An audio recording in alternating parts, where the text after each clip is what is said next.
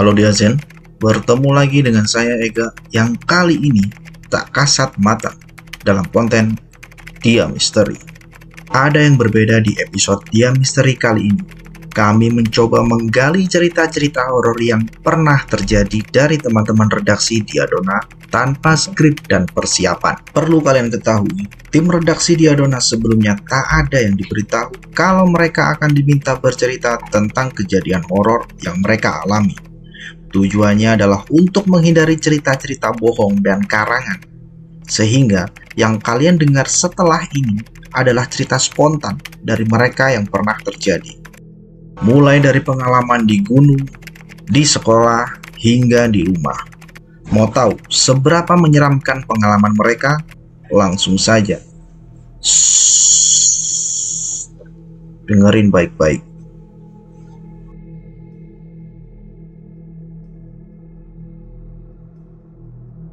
Pengalaman hororku adalah waktu itu aku waktu SMA ya, SMA kelas 2 atau kelas 3 masih sering naik gunung. Kebetulan kalau aku naik gunung berduaan itu cuman sama kakak aja, baik ke Arjuna ataupun Semeru itu cuman sama kakakku doang. Kemana-mana pun juga kalau ke gunung cuman berdua. Cerita yang pertama waktu itu di Gunung Arjuna, yang menurut orang-orang paling serem di Jawa Timur nih, ya kan. Aku mendakinya itu kebetulan trek malam, karena kalau aku biasa ngetrek pagi itu pasti capek ya, karena masih bisa lihat sekitar. Kalau malam kan benar-benar gelap dan aku ngerasanya untuk biar mempersingkat waktu aja, makanya ngetrek malam. Aku berangkat lewat Kebun Teh. Jadi lewat Kebun Teh itu memang trek yang paling ekstrim atau yang paling panjang, karena yang pertama nggak ada mata air. Jadi mata airnya itu hanya ada di pos 2 dan itu pun jauh curam kayak gini jalannya. Terus aku mulai trekking itu jam 7 malam. Jam 7 malam itu kondisinya juga ada hujannya sedikit, gerimis. Aku jalan sampai di pos 1 aman, nggak ada apa-apa. Kemudian di pos 3 itu baru terjadi hal-hal yang tidak diinginkan. Di pos 3 itu sekitar jam 1 atau setengah 2-an lah.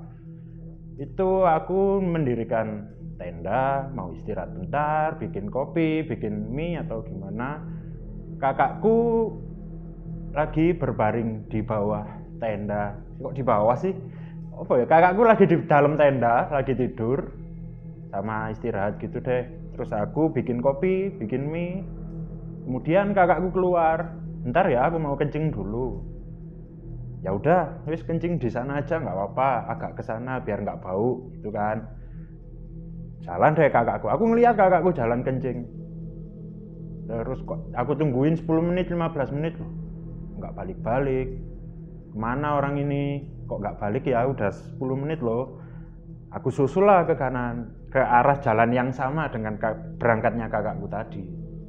Sesampainya aku di tempatnya, aku toleh-toleh, kok kakakku nggak ada dan nggak ada bekas kencing sama sekali. Aku kembali ke tenda deh akhirnya. Terus buka tenda, loh, mas katanya tadi kamu mau kencing. Siapa yang mau kencing? Aku dari tadi di sini kok. Pertama, kemudian nggak kencing. Oke, aku cuma jawab gitu karena kita berdua percaya kalau yang di gunung nggak usah diceritain di hari itu juga, karena itu yang pertama makin bikin parno, yang kedua nanti malah kepikiran yang nggak enak dan akhirnya divisualisasikan malah jadi kita yang gila. Kemudian terus aku cuman kasih kode ke kakakku, bukan kamu nggak kencing, enggak. Oh ya udah gitu. Terus ya wis kita bikin kopi, bikin mie, terus jalan lagi. Ngecampnya udah cukup lah, kita nggak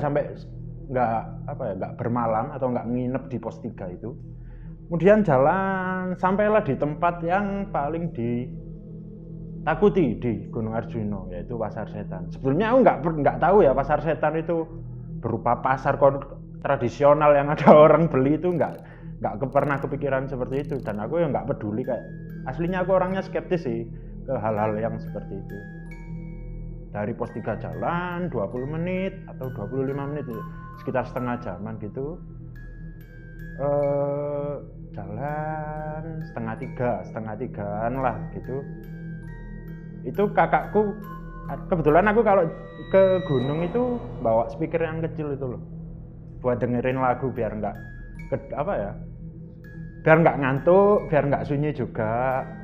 Itu sambil jalan, tiba-tiba di satu lokasi lagunya berhenti sendiri, terus kita sama-sama diem, dek.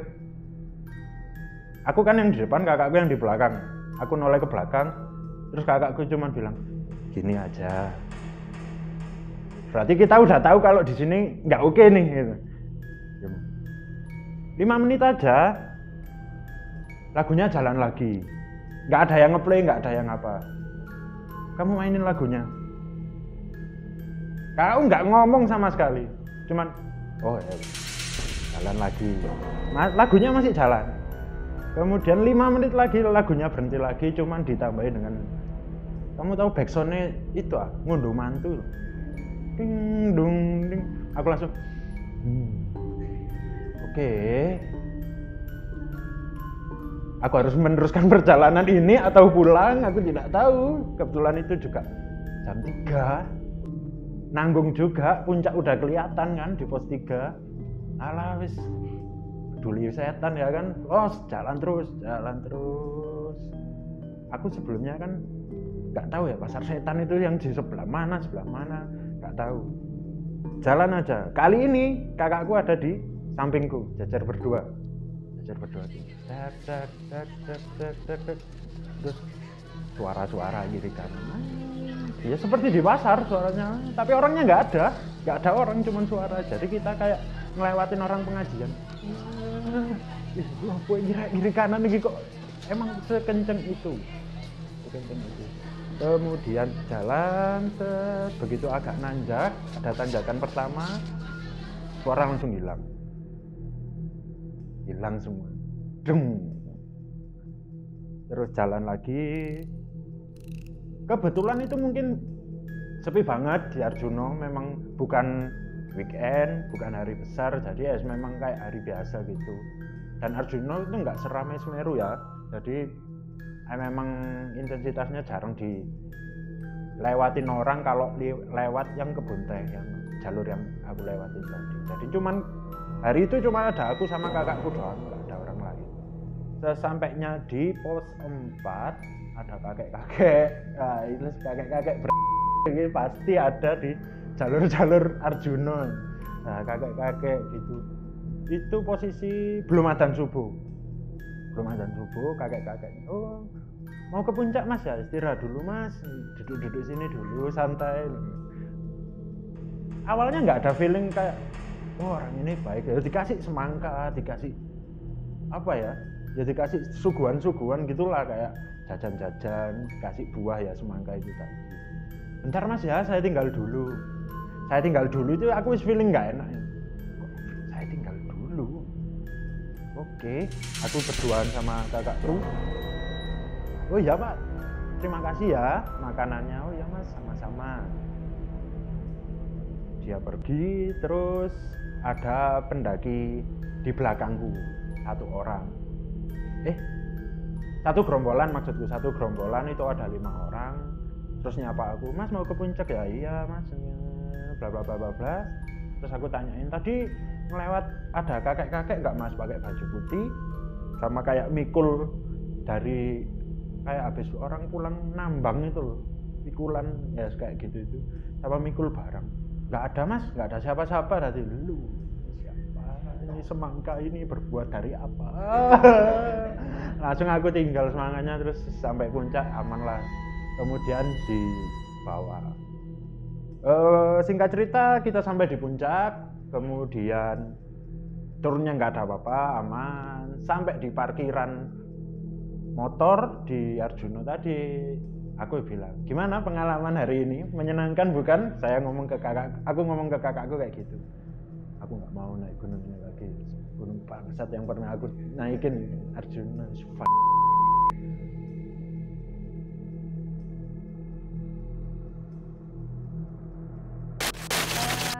di gunung tuh aku jarang banget kejadian horor. Cuman nggak tahu kenapa aku cuman ke gunung pun cuman beberapa kali, tapi nggak tahu kenapa satu kali itu emang salah perhitungan si temanku. Kita pertama kali ke sana semua, terus kita salah perhitungan waktu, tenaga dan jalan. Jadi kita udah ngedaki mulai siang sampai dini hari, kurang lebih 12 jam lebih. Udah capek banget semua. Belum sampai tujuan juga, udah jam 1 jam 2an gitu. Terus tapi pas udah di atas tuh angin kenceng banget, emang kelihatan kayak bawah, kayak perkotaan gitu, lampu-lampu. Tapi itu hampir di puncak, belum puncak, hampir di tempat perkemahan gitu. Ini gunungnya di Jawa gitu kan. Habis itu aku ngedengar ada suara kayak orang hajatan gitu loh, rame-rame gitu. Tapi aku cuman mikirnya mungkin suara orang-orang yang di bawah kali ya, kampung di bawah kali ya, meskipun udah di gunung, udah di atas. Aku mikirnya gitu. Terus aku tanya temanku, ngedenger itu enggak kok, paling ya orang bawah tok. Oh ya wes gitu kan. Oke lah, aku biarin. Sampai akhirnya aku kok mikir-mikir itu terlalu tinggi untuk kedengeran orang hajatan di bawah. Jadi kayak ya udahlah, untung aku waktu itu nggak sadar juga, jadi kayak nggak begitu takut sih. Cuman karena udah dini hari, aku nggak lihat kanan kiri dan berusaha lihat bawah aja sih biar nggak melihat yang itu.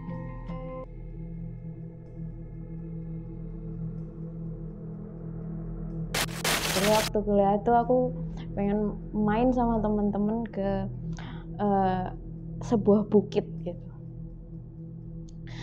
Karena itu sebenarnya nggak tinggi-tinggi amat sih mendakinya, kayak cuman ya sekitar 5 atau 6 jam lah gitu sampai gitu. Terus abis itu kita bisa langsung pulang gitu, tektokan. Waktu itu kita berangkat subuh. Karena itu pendakian pertama aku, jadi kayak aku excited banget gitu, kayak seru banget gitu. Wah seru banget nih kayaknya. Cuman karena sambil ngantuk ya, karena lagi subuh-subuh gitu, kayak agak linglung gitu. Terus kayak wah gila, alam tuh ternyata sebagus ini ya gitu. Terus aku ngeliat bunganya tuh bunga apa ya namanya ya, lupa, warnanya kuning pokoknya. Yang diingatanku adalah bunga itu adalah bunga yang disukain sama gebetannya orang yang aku suka. Sedih banget. Terus abis itu karena aku keinget terus sama bunga itu, aku iseng lah metik bunga itu, tek gitu. Terus nggak ada yang tahu kan, nih kita rombongan berlapan gitu. Terus teman-teman gua nggak ada yang tahu. Terus aku pegang bunganya sambil naik sambil la gitu kan, kayak gini gitu. Terus ada satu sahabatku bilang gini, kamu ambil dari mana itu gitu? Dari bawah tadi. Jangan diambil. Kalau kamu, dia bilang gini, kalau kamu melakukan pendakian, kamu nggak boleh ngambil apapun yang bukan milikmu gitu, termasuk tanaman itu gitu. Terus aku harus gimana? Aku taruh sini. Udah bawa aja dulu, nanti balikin di tempat yang tadi kamu ambil, dia bilang gitu. Kita naik sampai akhirnya udah pagi kita di situ bentar. Terus agak siangan kita turun. Waktu turun aku naruh di situ, temanku ngingetin, udah dibalikin belum? Udah dibalikin. Terus kita pulang, semua terjadi aman aja, nggak kenapa-napa.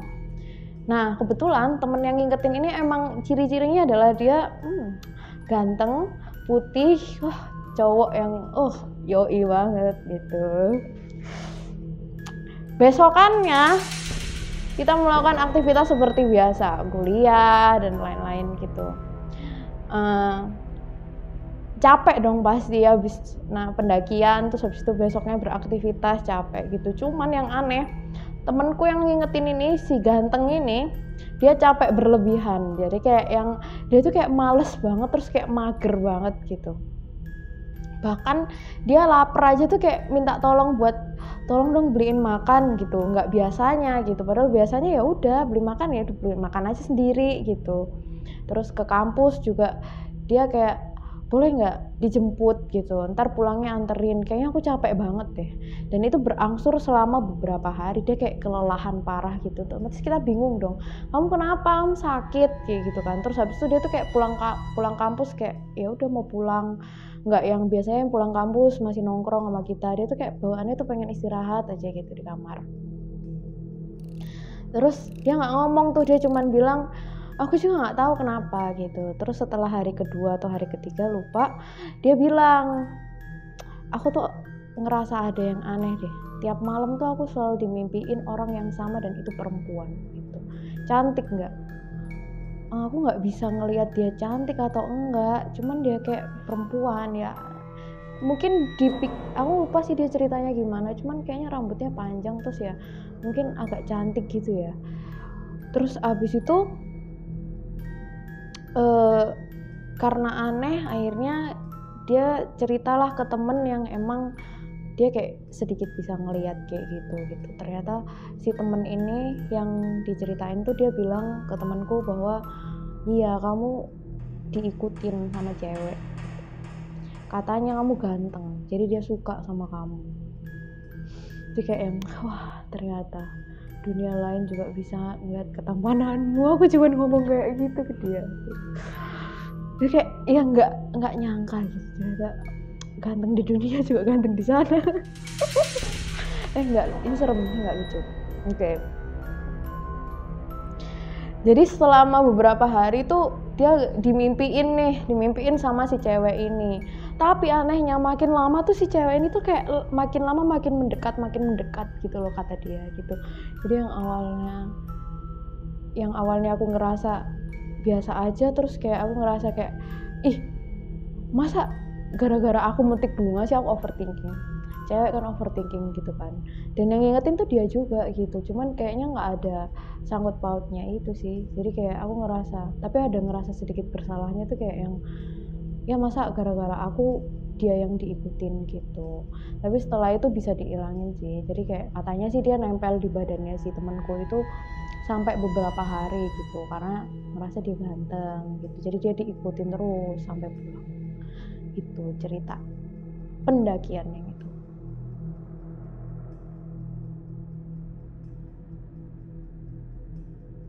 Yang di Semeru ini ya dibilang serem juga nggak terlalu serem kayak di Arjuna, cuman agak unik. Semeru kan kita tahu gunung paling tinggi ya di Pulau Jawa, tepatnya 3676 kalau nggak salah tingginya. Dan pendakian di situ cukup ramai sehingga aku memutuskan untuk naik gunung di hari biasa aja. Kalau weekend itu pasti ramai, nggak asik. Dan males juga kalau antri naik gunung, itu nggak asik banget. Aku naik gunung lagi-lagi sama kakakku, 2 orang aja, sampai di Kalimati. Di Kalimati itu pos terakhir ya sebelum summit, artinya barang-barang kayak logistik, makanan.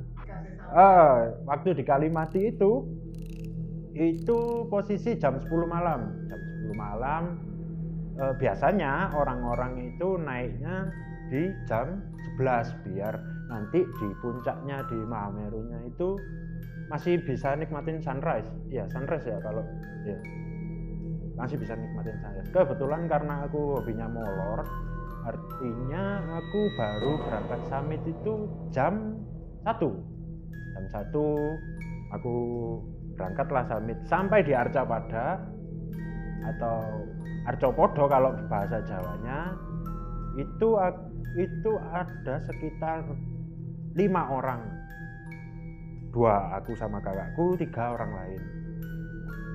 Kemudian aku melihat ada stupa atau patung yang di situ kembar kiri kanan dengan tinggi yang sama.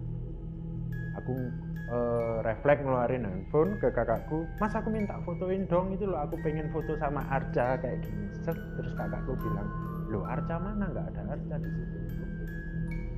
Apakah hanya ilusiku aja atau gimana, nggak tahu. Loh, terus 3 orang yang di sampingku ini bilang, loh Arca apa sih mas, kok tingginya cuma segini, orang itu Arcanya lebih tinggi dari sampean. oke, yang mana ini yang versi benernya ya? Oh segitu mas ya. Terus temennya yang satunya lagi, mana ada sih Arca? Nggak ada Arca sama sekali. Mas nggak usah aneh-aneh, handphonemu kantongin aja. Berarti kan itu tandanya kalau nggak semua orang bisa melihat itu ya. Itu sih, kalau di Semeru itu seremnya kayak gitu.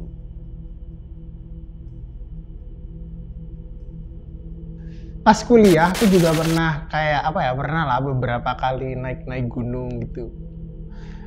Ya for fun aja, buat kadang weekend gitu nggak tahu mau ngapain terus naik gunung. Aku dulu kuliahnya di Malang. Nah pernah itu aku naik ke Penanggungan. Penanggungan itu gunungnya di Mojokerto ya, di Mojokerto. Jadi kayak harus perjalanan dulu gitu. Itu berangkatnya malam kalau nggak salah, sore menjelang malam gitu, lewat di Pacet. Kalau di sini tuh jalannya namanya di Pacet. Nah di Pacet sendiri itu kan kalau malam kan juga udah sepi ya, juga minim penerangan juga apa. Sebetulnya di Pacet itu pun sudah ada kayak kayak rasa nggak enak gitu loh, kayak ada yang nggak pas aja gitu. Tapi nggak terjadi apa-apa, kayak cuma kebetulan waktu itu 4 orang ya, 4 orang 2 motor, dan ya kita semua kayak kayak apa ya, padahal biasanya naik gunung malam-malam itu ya nggak enak-enak aja gitu. Terus waktu itu terus udah nyampe di tempatnya di Penanggungan, biasa dulu persiapan, terus sudah naiklah 4 orang. Nah 4 orang naik kan, kalau Penanggungan kan biasanya tektok bisa ya, jadi puncak langsung turun lagi gitu. Soalnya pendek lah, nggak setinggi kayak Semeru, Arjuno atau yang lain-lain. Nah waktu itu ada salah satu temanku, itu dia itu kayak kayak kurang persiapan dan kayak kurang istirahat gitu. Jadi dia kayak ngantuk aja gitu bawaannya kayak lemes aja. Terus dia kayak minta aku tak ngeleyeh dulu yo gitu, aku mau berbaring dulu lah gitu, berbaring di pos 2 kalau nggak salah. Itu masih deket kok, itu pos 1 sama pos 2 Penanggungan itu kalau nggak salah emang deket, seingetku deket ya, tapi nggak tahu lagi.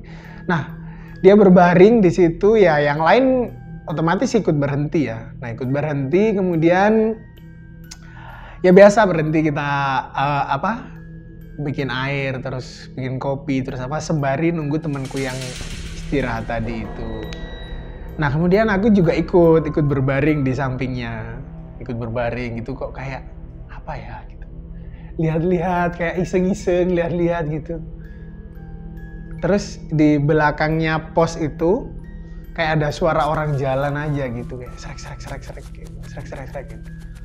Padahal di situ ya sebenarnya rame, tapi kayak nggak ada orang yang berhenti, cuma lewat terus ke atas gitu beberapa kali. Terus serak gitu. Terus aku nggak bilang ke temenku yang 3 itu, jadi cuma tak dengerin sendiri gitu kayak serak. Terus aku memberanikan diri, ku cek ke belakang,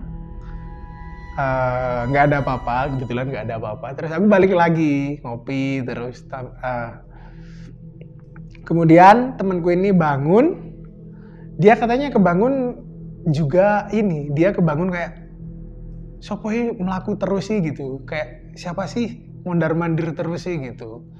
Aku mang tekok mburi gitu, jadi aku tadi dari belakang gitu. Terus dianya kayak enggak, kayaknya suaranya bolak-balik gitu loh. Mosok sih enggak no gitu, gak ada gitu. Aku nggak ingin menciptakan kepanikan aja gitu. Ya udah, terus dia bangun, ya wis ayolah lanjut gitu, kemudian lanjut.